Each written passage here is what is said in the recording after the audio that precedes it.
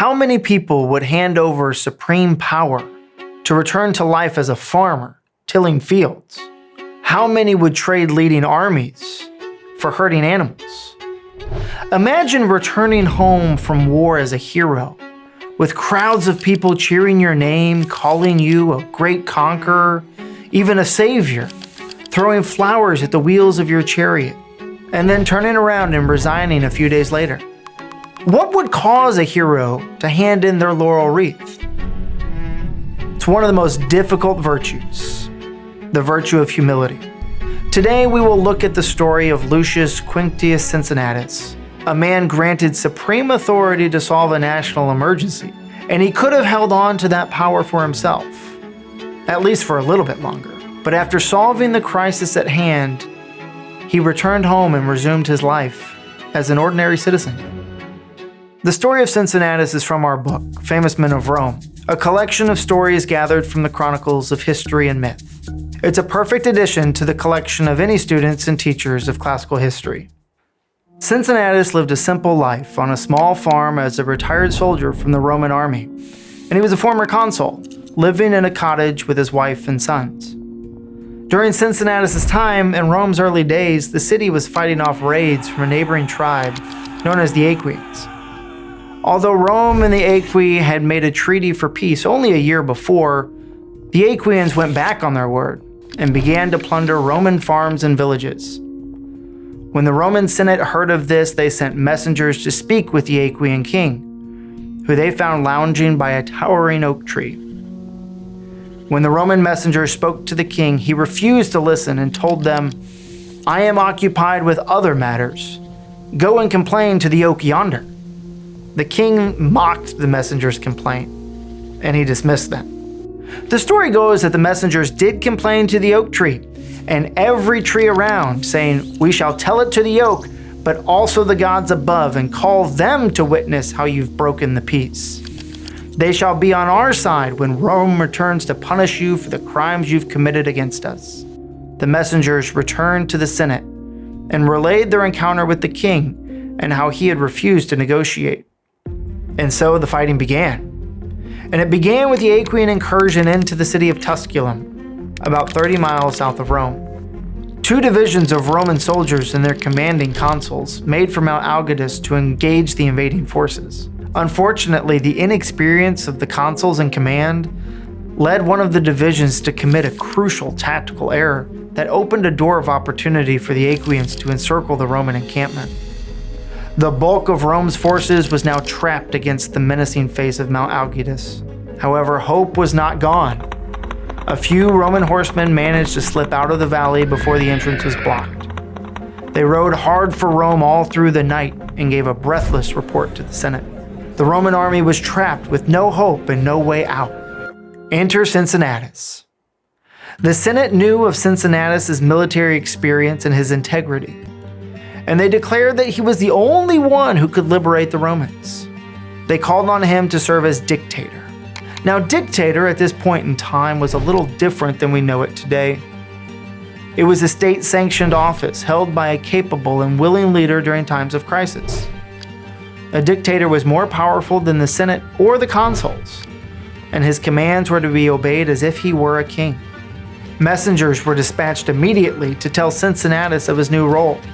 They found him plowing in his field. Upon hearing the news, Cincinnatus called to his wife to retrieve his senatorial toga from their home, and he abandoned his plow where it stood. After he was dressed, he hastened to Rome. When he arrived at the Senate, he ordered a suspension of all civil business. He ordered all the shops in the city to be closed, and he forbade anyone to attend to any private affairs. He called out to every man of military age to rally to the Campus Martius. With his army rallied, he marched his army to the mountains where the Romans were trapped. He led them in a long column toward the enemy. And on his signal, the soldiers raised a war shout and descended on the Aequians and besieged them. The Romans surrounded the Aequian forces on all sides, greatly overpowering them, and soon the Aequians were defeated.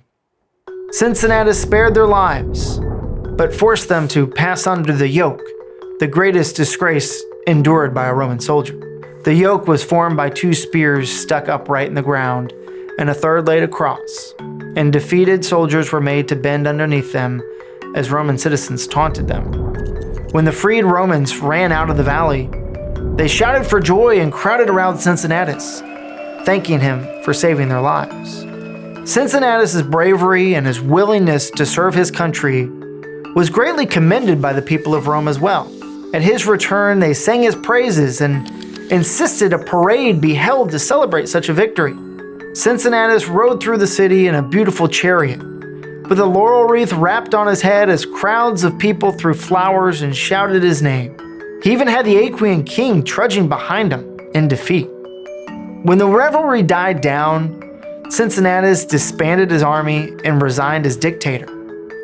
A few days later, he returned to his family, picked up his plow where he left it, and returned to his quiet life on his humble farm.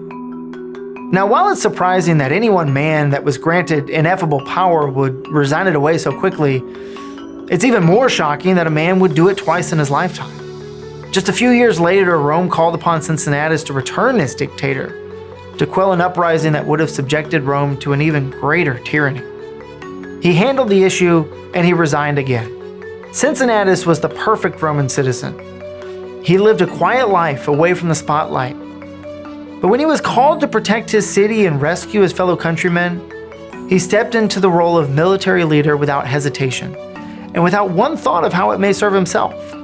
Cincinnatus' leadership has been an example to other historical heroes, such as George Washington. Similarly to Cincinnatus, he relinquished his time in office as the first president after just 2 terms, even though the American people wanted him to stay in the office and effectively become a king.